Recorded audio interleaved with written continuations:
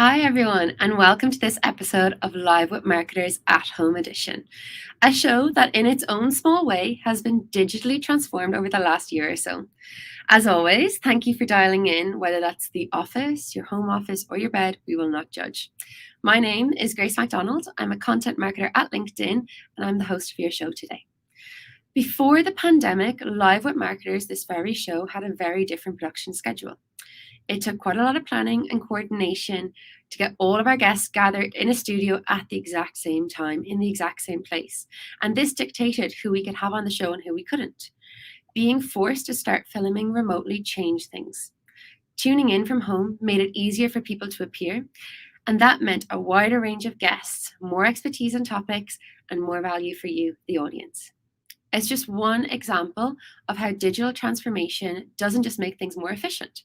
Rethinking what tech makes possible can often add to the value that you create for your business. Over the last 18 months, we've seen much bigger digital transformations than ever before across all sectors. We've learned that digital transformation isn't just about digitizing the way you've always done things.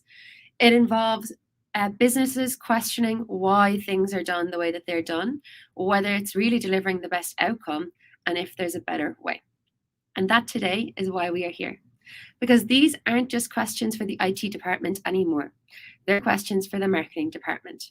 We've learned quickly that marketers can't afford to sit on the sidelines of digital transformation. We need to be at the heart of it.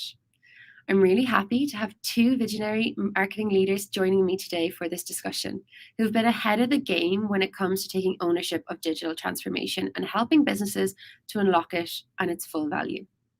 There is a lot for us to unpack in the next hour. I invite you to submit questions for the panel in the comments on the LinkedIn Live, and we will also try to answer as many as possible towards the end of the show. You can follow the conversation on LinkedIn with the hashtag #LiveWithMarketers. And if you'd like to use closed captions while watching this episode, you can toggle them on by pressing the CC button on the bottom right of your LinkedIn Live player. Before I introduce you to our fantastic panel, here's a teaser of what to expect from the next hour together.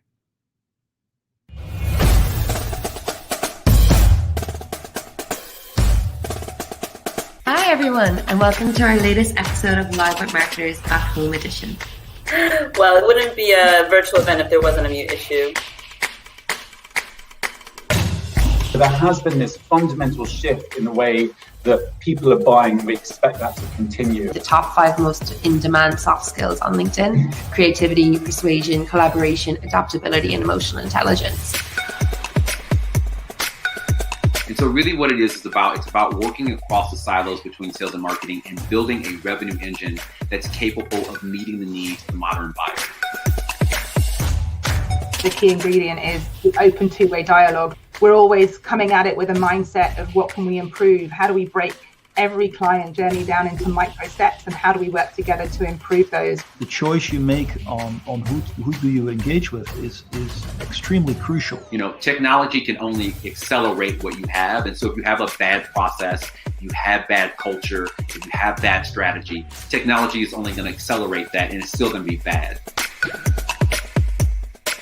Uncertainty breeds a requirement for strategic thinking. You can't afford to work in silos anymore. Core foundations that help companies thrive. Clarity of mission and vision, the true north, where are you heading, what's the direction of travel. And your culture is who you are and what you aspire to be, and your values are the principles that guide you. You have to adapt, and you have to invest in reskilling your existing workforce. Thank you so much. It's been such an interesting discussion, and we can't wait to welcome you to our next broadcast in 2021.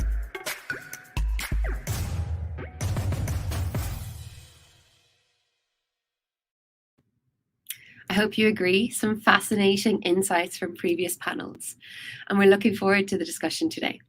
For this at-home edition of Live with Marketers, I've got a great lineup to help us explore the topic of digital transformation. Joining me are Catherine White, the Senior VP and CMO of T-Systems International, who's been named as one of the 10 most impactful women in tech, and Mark Seal, the Head of Digital and also Data Analytics and Artificial Intelligence at Siemens, a marketer who puts himself at the heart of digital transformation. Welcome, guys. So, of course, the topic of the discussion today is digital transformation, and I'd love to kick us off with a little icebreaker. For everyone watching, please get involved and let us know your answer in the comments. So, Catherine, I'll start with you. Can you tell our audience a little bit more about you and your role and a digital transformation that has wowed you over the last 18 months? Yeah, thank you, Grace. It's great to be here, and thanks everyone for joining. I lead marketing and channels for T-Systems globally, and we help clients actually with their digital transformation. So I'd like to tell a story or a wow moment that we did with a client, in this case with the German government, through open source and eventually out to the EU around the Corona Warn app.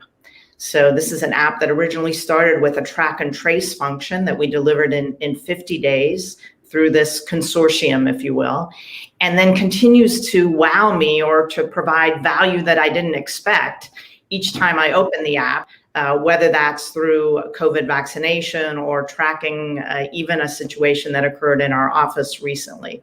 So I think that's a really interesting element of digital transformation, and those moments of wow continue. So it's great to be here. Thanks, Grace, and Mark, over to you.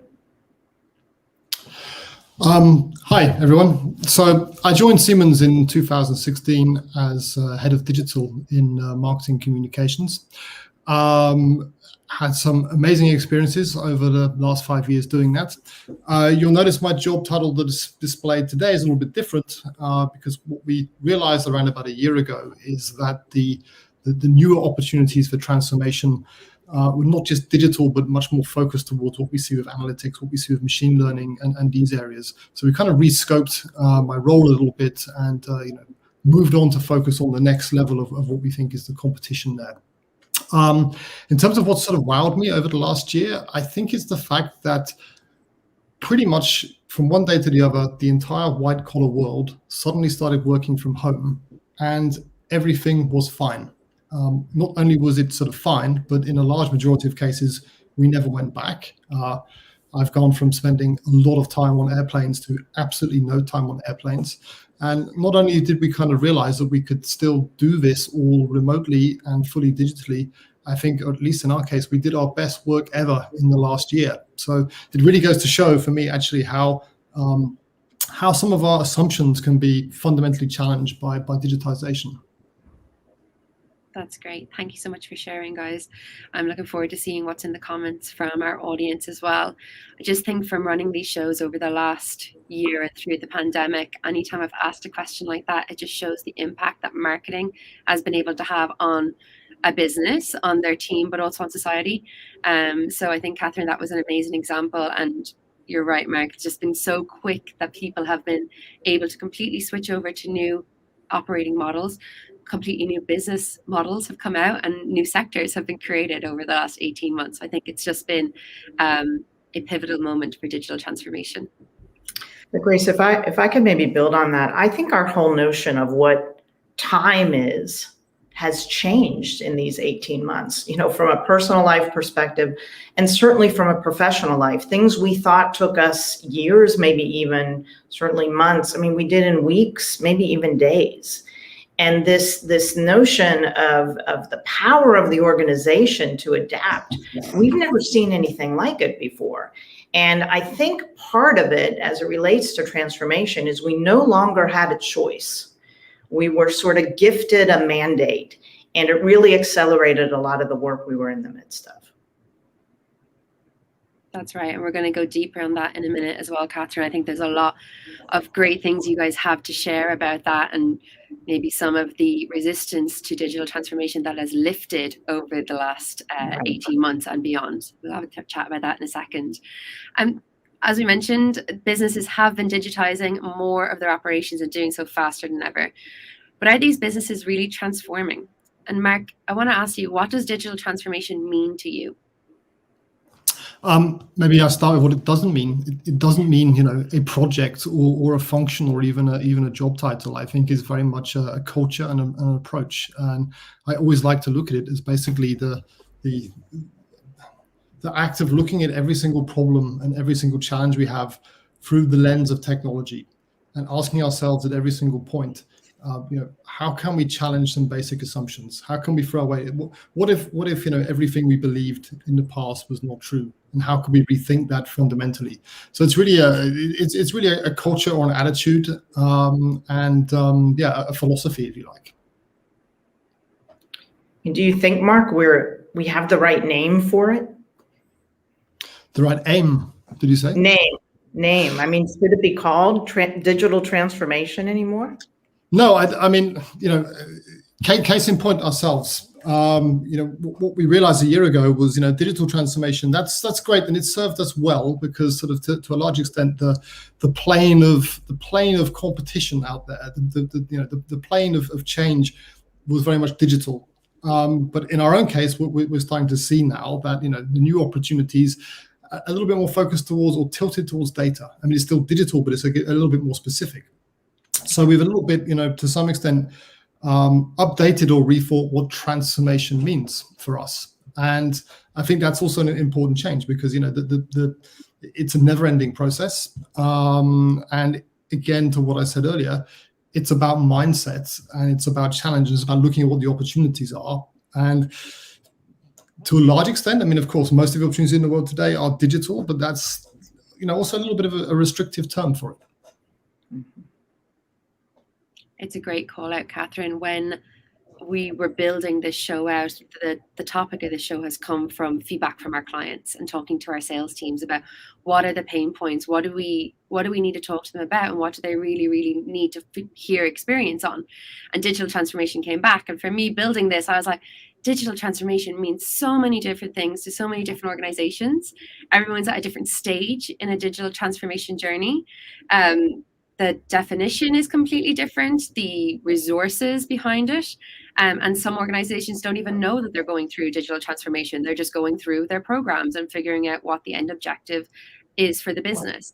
So it's meaty and there's a lot in it, but I think you're right. It's not probably the right term anymore. But figuring out what's correct is going to be a broader industry challenge. It's a challenge, right? Because it means everything and nothing, and that's to some extent. And when I think back even my times before Siemens, some of the issues we had were really not knowing how to scope it, how to call it, how to define it, and when you can't do that, you can't explain it to the organization either. Yeah, it's a really good point. I mean, I think most of us have learned a transformational definition as sort of we were one thing and then we became something else. And that's not relevant in what we're talking about now. I mean, this is obviously driven by the marketplace, driven by our clients and their customers. And this notion of sort of the last best experience I had anywhere is my expectation everywhere. And so that means by definition, we're never complete. And I think that's a whole different mindset about how you manage this over time. When you were speaking there, Catherine, I could envision the PowerPoint presentation of a caterpillar turning into a butterfly when talking about digital transformation. It just went very vivid of things I've seen before. I think, Mark, digital transformation is baked into your role, whatever way we want to define or change that terminology going forward. And you've touched on this already. How much of digital transformation is about adopting new technology and how much is redesigning what the business already does? It's a nice question because, I mean, the first thing I should say is you can't go out there as the transformation guy and redesign what the business does. At the same time, just, adopting new technology, not a smart move either. And I think, if there's one thing we learned over the years, it's the need to co-create these things. It's the need to, as I said, sort of try to understand and try to identify problems from a technology lens, then work with the business stakeholders, or partner with the business stakeholders to design those new solutions, because we have to bring both the sort of, not just the business process knowledge, but the real understanding of what motivates and drives a particular business challenge with the technology. And I think that's something we'll probably touch on later. But I think, it's really important to be able to connect at the very lowest level of the change with how people work and how people, perform what they do today, to try and properly enable and understand that. So I think, I struggle to put it into two boxes, of process, of technology. I think it just needs to be one single box of kind of co-creation on these solutions, which then comes back to what I was saying about the sort of, the cultural aspect of this. And speaking about that cultural aspect, Catherine, what have been the key drivers of transformation around digital, I guess, at T-Systems? Well, we had across the entire company an effort initiated by the CEO around changing the mindset to have more openness and embracing of change, even before the pandemic. So that set a bit of a foundation for us. But I think most successful transformations either need some sort of a burning fire or some catalyst to get them going. Of course, we all had this. And then the question is sort of what do we do with that? So the notion of the external market, in our case, maybe the pandemic, but the external market being the driver, the change in customer behavior being real. I mean, for us in a B2B world, 70 to 80% of how a client or prospect learns about our solutions are through digital touch points. And beyond that, 50%, sometimes more in a B2B environment is through digital, the revenue is through the digital channel. So we've had to rethink almost everything. We have to engage. I mean, I say overnight, every seller became virtual and every marketer became digital. And so we've had to really rethink the entire go-to-market. And that has allowed us to create a set of drivers that were absolutely based on the reality of the external market. And to be, fair to where we are in the journey, we have to keep reminding ourselves of that. I mean, that's a constant, a mirror or a reality check and how much more we have to do. And those drivers, Catherine, you are a global leader working out of Europe, which is an amazing position to be in. Do you see those drivers different between headquarters and more on a regional, local level? I think the big drivers are the same. I think there will be some changes in a particular marketplace with a particular team in terms of their mindset and resiliency and ability to lead in those drivers. But I think that for the most part, the drivers are common across our teams. Fantastic. So in the past, it's been easy for marketers to feel locked out of digital transformation. Sometimes due to the complexity, technical language, although Mark, I'm sure you'd be well able for that part of it, and some of the specialist knowledge involved. It feels like this is quickly changing though, and we've touched on this already in the conversation. I want to explore how marketing can take more ownership of digital transformation and why we should be aiming to do so. So Catherine, why is it important for marketers to take that lead role in digital transformation? I think maybe the easy answer is who else could do it better than us? But I was thinking about this. I think we've prepared our whole careers, wherever you are in that stage, we're uniquely positioned. We are the voice of the marketplace, of the customer in the team, in the C-suite. We're uniquely positioned to lead at this moment in these times.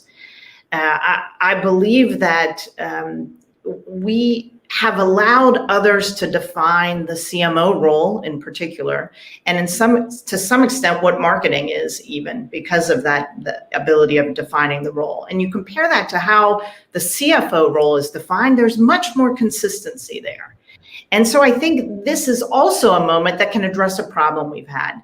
We can define our role as leading this change through the digital transformation with the external drivers and really be that catalyst that the organization needs. Do you think, Catherine, that's also to somewhat determined by the fact that the very definition or the very sort of, action of marketing over the recent years has changed? And the fact that sort of, the marketing, which is somewhat related to the media industry, has been one of the most disrupted industries as a result of digitalization. And, the nature of what we do is just so different to what it was 10 years ago. Absolutely. I have said I don't believe there are any marketing experts anymore. because we need so many different disciplines to effectively address marketing, not only because it's changed so much, but because what great marketing looks like just requires all kind of different skills. I know we'll get into that later, so I don't want to say too much about it, or I won't have anything to say later. But that is a catalyst and a reason why we need to lead, and perhaps lead differently, Mark, to your point. That's great. And with marketing leading, how would you recommend marketers keep the focus on the customer? And Catherine, that's what we're good at, right? So that comes naturally to us. And I think the basics are still the basics. There are certain elements of what we need to do around brand and managing demand and the drivers of what's happening in the marketplace are always going to fall on us. But in addition to that, the motion, the go-to-market motion, the realities of the pandemic has allowed me to take on a channels role that would not have happened if this change had not been such a mandate.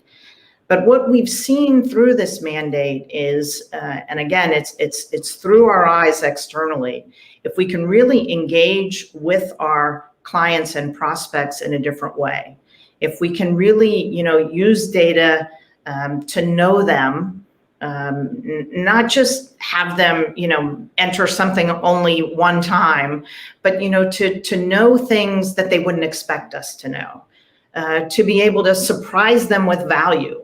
I love the wow moment. What's the equivalent moment, whether it's Corona Warn app or whatever your favorite app is, where you go in there and you didn't expect it to give you that value.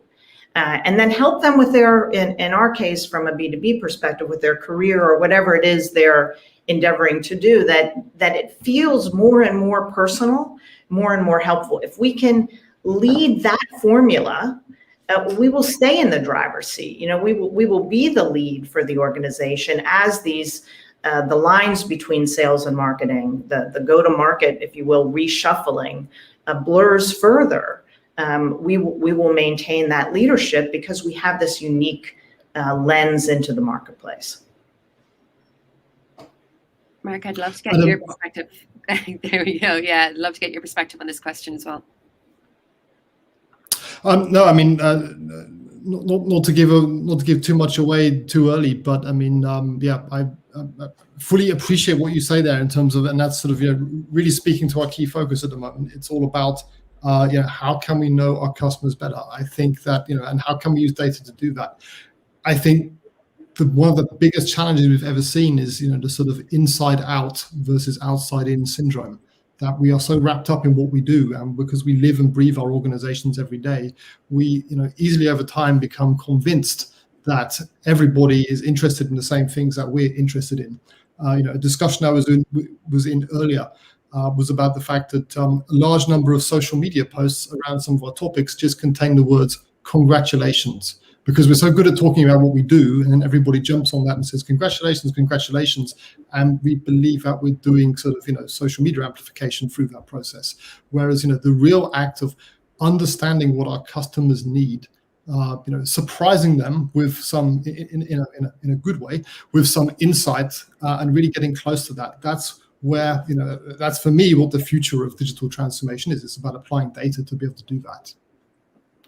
And I think we're also in a position, in both of our companies and many of our listeners as well, to be the role model of what this change looks like for our customers, right? We can't have a situation where they have a suboptimal experience with us, and we're helping them on their digital experience with their customers. So we're obliged to be in this role model, example, so that we can help our clients more effectively. Exactly, that very fact that marketing can be 100% digitalized, doesn't need a physical product like most physical products actually do, means we have a great opportunity to lead on this. Agreed.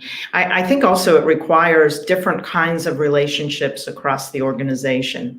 So I don't know, Mark, if you want to speak to some of the relationships you're driving in your role. But for me, the go-to-market motion can't exist without an integration across the different elements of the organization. And I know that great CMOs drive change, and great drivers of change manage this sort of across the organization in their own team with their boss, et cetera. And so that alignment, it's critical for this mandate that we have to be able to continue. So I don't know if you want to add more to that.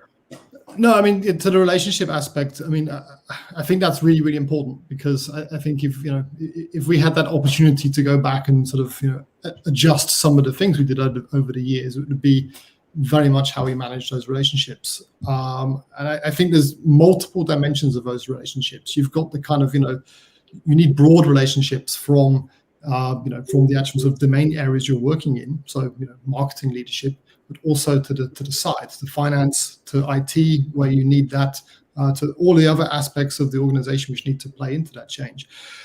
Then you've got the depth of the relationship, and I think it needs to be not only at the sort of the leadership and decision level, but as I mentioned earlier, very much down at the operational level, because a change won't take effect unless the people doing the actual, the people at the coalface, people doing the work, can really be enabled to make that change, and that they can really understand that, buy into that. So you need that sort of up and down the organization as well as across.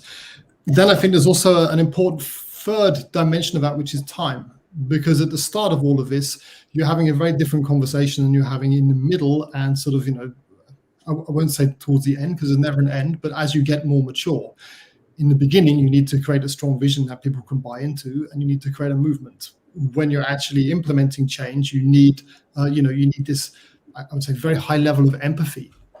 And then I think you also need the sort of, the what's next afterwards. How do we continue to transform? How do we continue to improve? We don't have a point here where we say the job is done. I agree. And Mark, with those, I guess, the start, middle, and endless end, have they been made more challenging to communicate with different teams through this digital world? So what successes have you found with communication through Zoom? I think in our case, to what I said earlier, I used to spend a lot of time on airplanes, and we had this fundamental set of beliefs that it works better face to face. I don't think that's really correct. I know lots of people do find that more effective, and there's a sort of a bit of a push now to can we please get back to normal? But I mentioned earlier, I think we've done some of our best work in the last year, and I think that this sort of the whole Microsoft Teams, Zoom, whatever, video conferencing, work from home, I think it's had a number of benefits. It's been a great democratizer, because suddenly everybody is kind of like equal. Everyone is connected in exactly the same way. There are no floors in the building anymore. There are no closed offices versus open workspaces.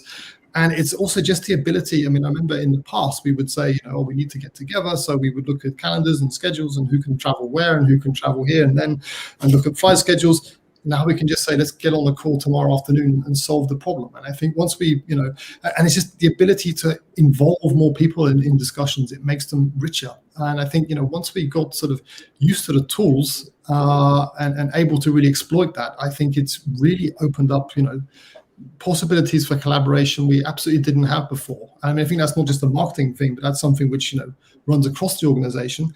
But it's particularly relevant for marketing because we can expand that not just to ourselves, but to customers and to every kind of relationship that we have. Yeah, we've done a lot of change in this across telecom as the larger organization to really think more about our locations as places to meet. And we've done other things to expand in new ways of working.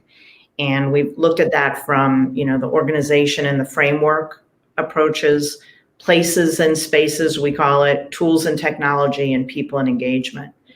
And it's allowed us to reap many of the benefits that Mark talked about, but also look at some of the longer lasting dimensions of this to help us continue to address the things that are gaps when you're in a full virtual mode, and also be able to take advantage of some things that can happen differently as a result of us all knowing and understanding each other differently through these past 18 months. So it's giving us sort of a springboard to think even differently about what the future of work looks like. And I think that's a really good, and I think that's also a really good example of sort of, the challenges of ongoing transformation. You make your initial change, you get your benefits, but there's a longer term which we have to consider, which is, what does the hybrid model look like? What are the different, how do all the different factors play out here on a longer term basis? Because it's also that fact that, once you've done something, that's actually the point you start to learn, really, when it's actually live. I'd love to hear from our audience on this. Do you want business travel to come back? Yes or no? Whether that is just to the closest city to you or flying across the world. I think for me, I'm not ready for it to go back to the level that it was at before. There's a lot we can do on Zoom and other tools, as you mentioned, Mark, but I'd love to hear from the audience on that one. So Mark, what resistance to digital transformation have you encountered? I wouldn't really ever use the word resistance, because, I don't think anybody ever seriously said no to this. Because how can you argue it? But I do think we had, again, if we look at what we wanted to do differently, we had a lot of cases where we just didn't get the traction that we should have gotten. And I don't want to define that as resistance, to be honest. I think that was really just a case where, the solution problem fit just wasn't really necessarily there, and where we probably just, pains me to say it, just didn't get the right amount of buy-in for that. And I think a lot of the lessons we draw from that are sort of, how can we better communicate these things? How can we better plan these things? Probably the one fundamental missing piece was always the what's in it for me point. It's that what's in it for me moment that you get when you're discussing a particular change. And, in many cases, everyone could put their hand up and say, this is a great idea. We absolutely should do that. Of course I commit. Of course I buy in. But unless there's something in it for everybody, it's not going to actually gain traction. It's really not going to take place. And I think that's, again, no one says no. But the tricky bit is getting them to really say yes. And how do you know, Mark, you have that? Sorry? How do you know you have that? To be honest, you probably only really know once it's actually happened. You probably only really know afterwards. But I think we get better at seeing the signs, quite honestly. And I think, I think we I talked about sort of, the need for partnering and co-creation. I think, I think the minute that you see a project happening where you actually feel like partners, you feel like everyone has an equal stake, you feel a sense of excitement. That's probably when you get it. But I guess we're still working on really identifying what that actually means.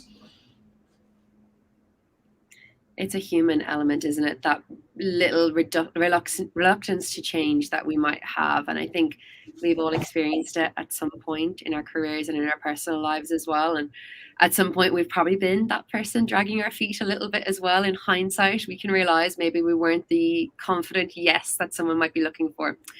And in a way, building the right skills can play a crucial role in building people's confidence about change. And LinkedIn's latest workplace learning report found that resilience and digital fluency are now the most two important skills that organizations are prioritizing. So we've kind of teased this segment a little bit, but Catherine, when it comes to digital transformation, what skills do you think marketers need to learn, and what ones do we already have? I did mention before that I have this strong belief that there are no more marketing experts. And it is a combination of people that create marketing, the true marketing expert.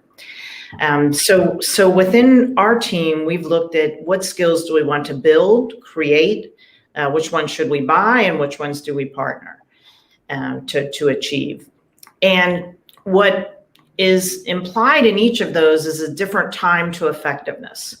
So what we did to try to mitigate the fact that not all of this can change overnight is create squads of capability, where we would have people that really understood the product or solution, the industry, the thing that made us unique, the capabilities, if you will. Someone that understood how to drive content, someone that understood campaigns, digital capability in a very unique way, and then the analytics to support that. But I think in the future, there'll be skills like people that understand behavioral psychology around the actions one takes or why someone doesn't take an action. And this notion of bringing those different kind of skills together around a common objective, sort of a mini or our micro steps in agility or in the test and learn process, whatever, of the areas of focus that an organization has. I mean, each of these are mini digital transformations of their own sort. At the same time we did that, we had a very intense effort for the entire organization to spend time on skilling themselves.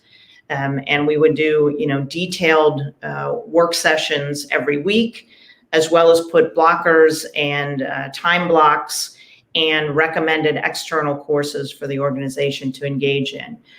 We came down in the number of partnerships we had with external agencies to really go deeper with just a few. And then we brought in skills and created more of a global capability at the same time. So really, I think we tried to work all dimensions of this, and we still have a long way to go. But we decided we would invest in 5 specific capabilities as a team as these squads continue to work. One was in making markets. How do we create a market of something that's new? Another around managing demand of product or capability that we have today. Another around data and analytics. Another around mindset or resiliency, as your survey called it, and then of course digital capability as a depth, even though of course there's digital skills within each of the other areas as well. And so as a leadership team, we committed to building those skills over a 3-year period, even though sort of the how or the what underneath that would change over time. And we're about a year more than a year into the build of that, and I would say it is yielding, but it's just not fast enough, which is why we have to do these other things at the same time. So one of the things we found, or I don't want to say we found, it's more I've observed, but I think one of our observations in this is that we've invested a lot of time and energy in skills development. But the single kind of biggest driver of success in that area is curiosity. And what I've sort of always said is, most of this stuff actually, bit of keep that secret, but most of this stuff isn't actually that hard. What we do, it feels to me at least, most of the days is pretty obvious. It's about encouraging people to have the curiosity to go learn it, to go find out about it, and to sort of investigate that stuff. I mean, I often use, it's maybe not a great example, but I've often used the fact that, most of the biggest stars on social media, they didn't have to be trained on how to do that. It's not that difficult. You can figure it out if you're curious, if you want to continuously improve. I don't know, Catherine, how you sort of found that challenge between curiosity and sort of, pushing the development, pushing the 5 skills. No, I think it's one of the skills is around mindset, and within mindset is in addition to curiosity, which I don't know you teach, but is the notion of, what does it take to ask really great questions? And that has been fundamental, not just to our team, but to our approach with our clients, to the marketplace, and even in terms of an initiative we launched to team with Gen Z to create a new role of Chief Tomorrow Officer. I can spend more time on that. It's a bit off subject, but the basis of all of this is great questions. And so I do think that's a way to get at sort of ground the point of curiosity. I agree, you can't teach it, which is why I'm always so curious about how everyone else is approaching it. Catherine, I think it'd be great to hear about the Chief Tomorrow Officer. It's not a phrase I've come across before, so I'm sure our audience would love to hear more. Yeah, no, we were launching a future campaign because we felt like the current world needed something that sort of blended hope in the midst of everything. And we felt like the future is best served by asking the right questions today. And we felt like who could best answer those questions, but the people that had the most to gain from getting it right. And so we teamed with the broader corporation to engage Gen Z in and be part of our company and become a Chief Tomorrow Officer. And what that means is they get to work on the questions that they bring forward. So our first Chief Tomorrow Officer is working on how to use AI to create a less stressful work environment. And then she comes on board and she works with experts inside and outside the organization to not answer the question, but to move toward the answer of the question. And so you can see that's a question that is both answerable and on the other hand, sort of never answerable. And so that combination of that great question, lining up experts around the world to, inside and outside the organization to get a point of view, to perhaps get some software, get some code assets, to get some capability to move toward, in this case, making a less stressful work environment, or AI for good, if you prefer to think of it that way. And we're helping, we're not only bringing internships, our CTOs inside, and of course they have board access. That's why they have sort of a C role, to also engage with universities and to help other companies start the program as well. So we really want it to be a community, if not a movement, about engaging Gen Z in the future. That's wonderful. And I think not wanting these Chief Tomorrow Officers to come with an answer, I think at a C-suite level, it can feel like you need to have the answer to a question rather than be in the process of figuring it out. And it's something. It sounds awesome. I wish I was a lot younger. Yeah. Yeah, it sounds really cool. I was just thinking, like, how do you apply for something like this? It's pretty cool. Yeah, no, I've said, as I've interviewed some really good candidates, I'd be like, it would have been amazing if I had Chief Tomorrow Officer on my CV. You don't know what a gift this is. But it's been very successful, but I think the potential is much more. And I think, Mark, back to your question about how do you create this curiosity, it changes per person, but sometimes it's about an incentive. And I'm going to give a little shameless plug here to our audience about an incentive around curiosity and upskilling that you can do right after the show, which is go get certified in LinkedIn ads, which is going to help you further your career. And also they're really cool tests to do, and you get a certification that you can do, put onto your LinkedIn, in the fundamentals of marketing, and then the fundamentals and going deeper on LinkedIn ads for brand awareness, lead gen, and everything else. So if you could put into your browser LinkedIn Labs certification, you'll be able to get those 2 exams and be able to add them to your profile. So please, if you do the certification, share it on your profile and tag me in. I would love to see it. Okay, shameless plug done. We have discussed how marketers can take a lead role in digitally transforming their businesses. And it's also true that digital transformation is changing the nature of marketing itself, with the customer journey, as we mentioned, at the heart of decisions. But how does our approach need to further adapt? So we've talked about this a little bit, but I guess thinking future to that Chief of Tomorrow role, Mark, what are the biggest opportunities for digital transformation that is being created in marketing specifically? I guess I maybe gave that away at the start, but one of the things that we strongly realized last year was just how transformational a role data is going to play in this. How transformational the opportunities are that we now have with data. When we combine the data that we have with machine learning, with AI, we see so many possibilities, as Catherine said earlier, to know our customer better, to predict future needs. We saw this very much last year when we saw how our messaging suddenly needed to change really, really, fundamentally quickly. Like the whole world literally changed overnight. And I think, a change in messaging, which would have taken us several years to work through, we had to do that in weeks. I mean, ideally, we would have done that in days, or ideally, we would have even been, way ahead of lockdowns, et cetera, and we would have seen all of this coming. So for me, the fundamental, the big challenge, big change going forward, the big opportunity is how we apply data, which is why, again, my role is now not head of digital, it's head of data, because that's where we see the new kind of, the new opportunities, the new sort of axis of transformation happening going forwards. I think it's very much a two-sided challenge, because, we have to be careful about how we do that. The borderline between doing creepy stuff and doing incredibly intelligent stuff is quite small.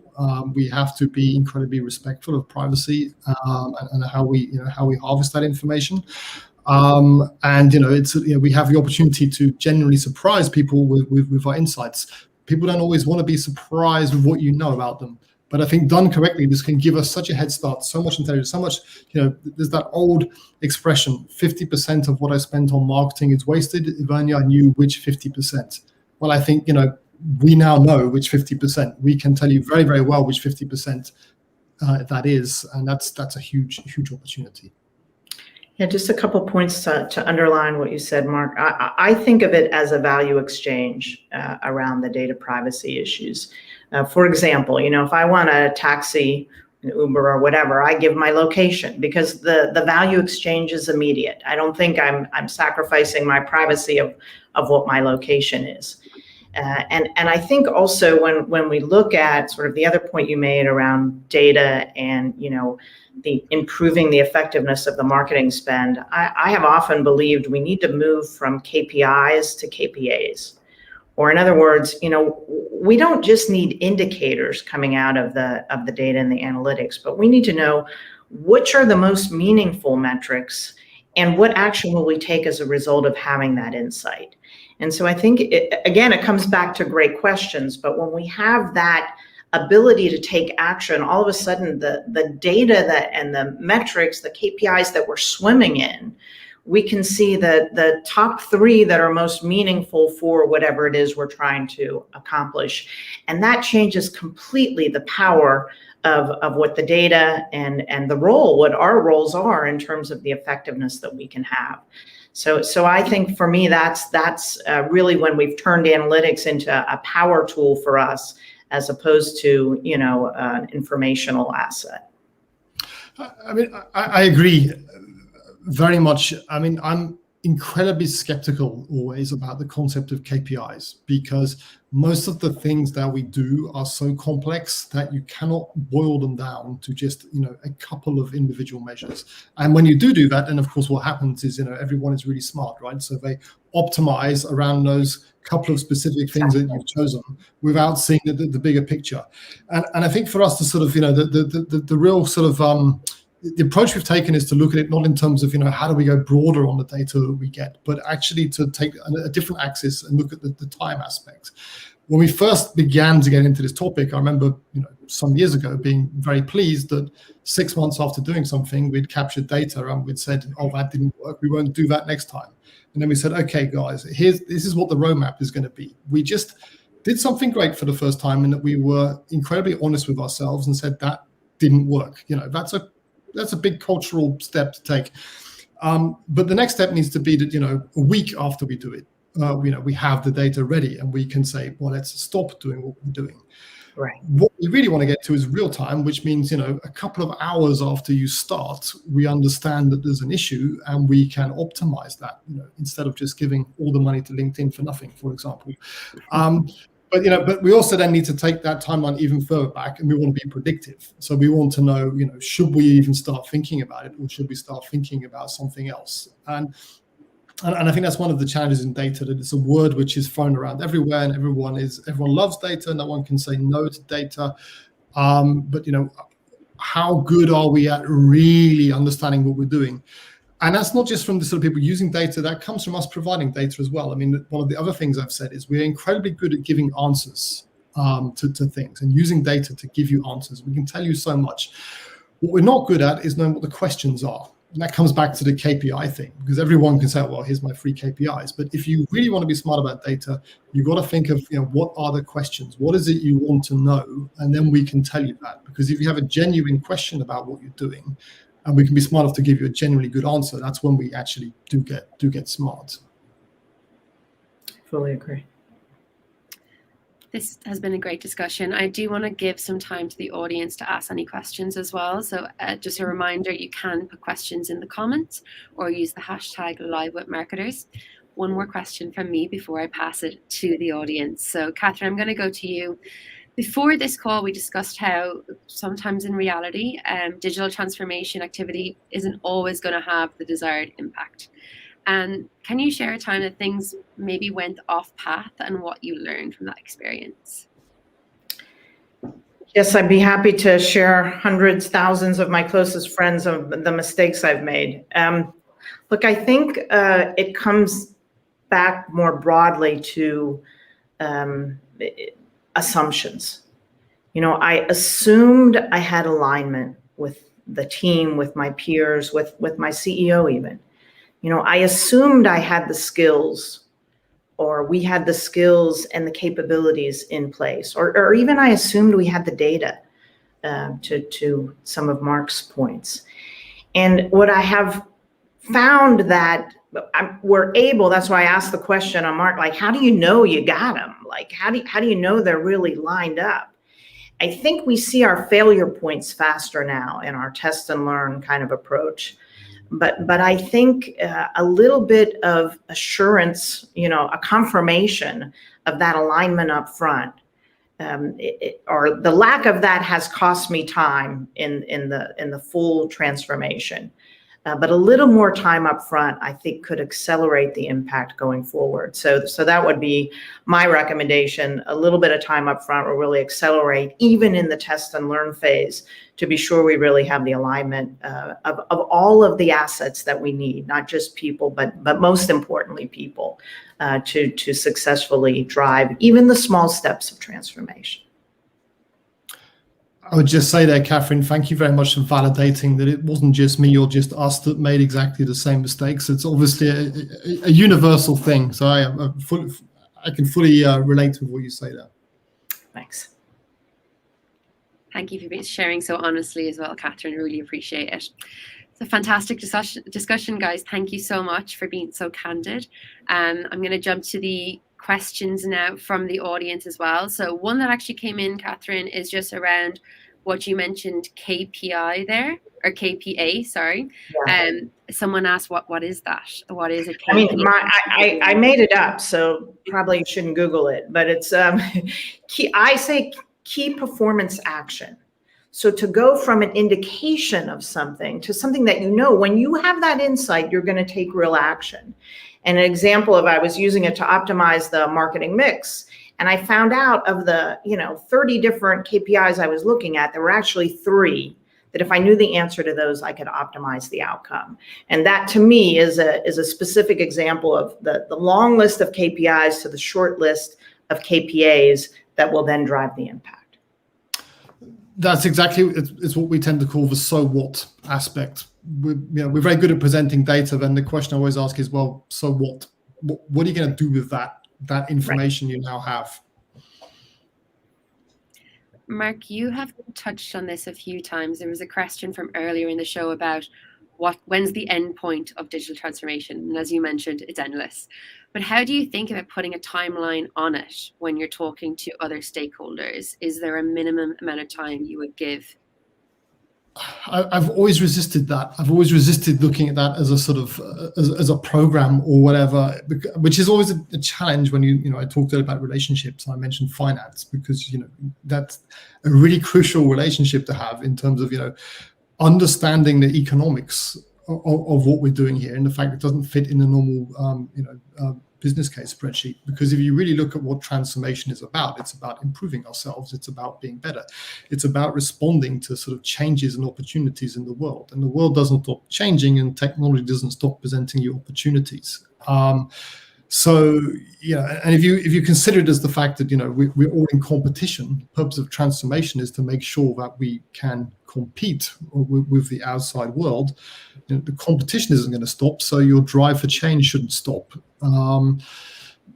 These are all things which don't fit in that standard, this is a business case and this is a 5-year NPV for what you're doing. And so it's a new concept that one has to sell. But, and I'm not sure we've always sold it that successfully, but again, the short answer is transformation doesn't stop.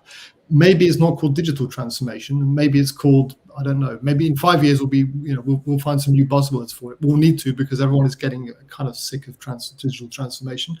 But yeah, keep at it. That's basically my answer. But maybe to underline your point, Mark, that this is a long journey. I think maybe also, Grace, another mistake I've made is not celebrating enough the small steps on the journey. We really need to encourage each other in these small, important steps that maybe don't lead to the big thing, but help us learn to then take the next step. So plug for recognition and celebration along the way.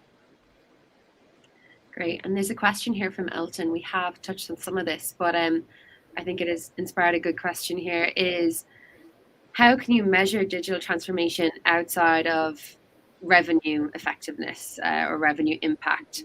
And I guess that depends on what that transformation is, but is there any one metric you use across any transformation you have been involved with?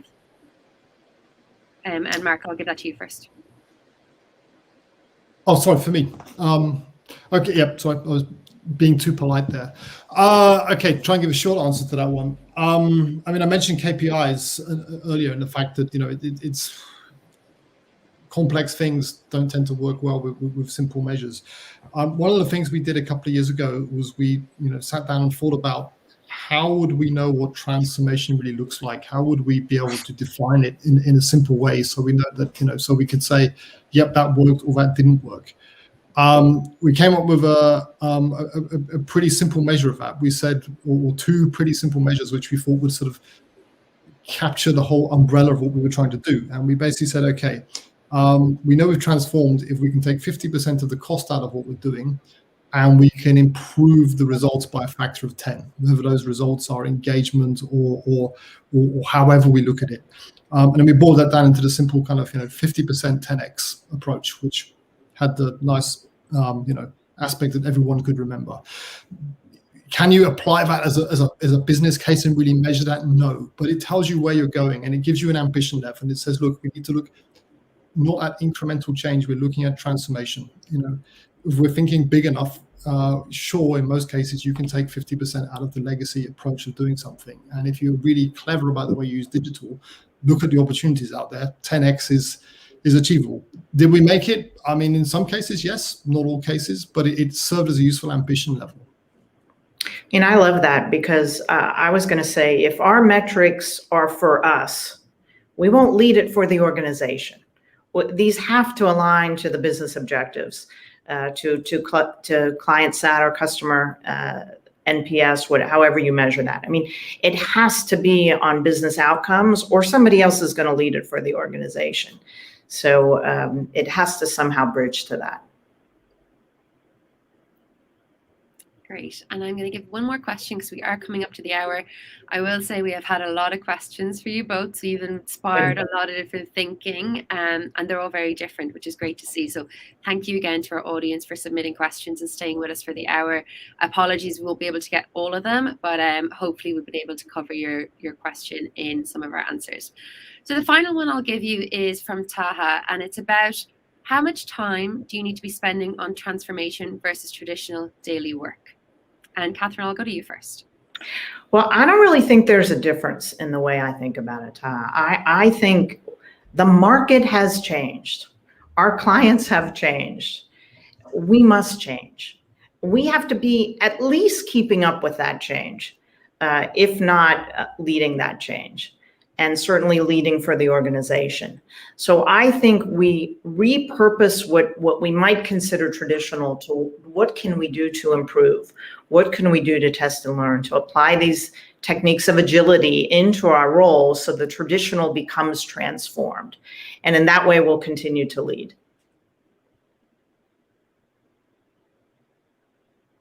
I mean, I can also have a go at that one in that, I've had the luxury of the fact that, transformation has been pretty much the be all and end all of my job. But I think there's another way around that we also need to look at it, which is, how much time do we spend sort of also supporting, appreciating, and valuing the legacy?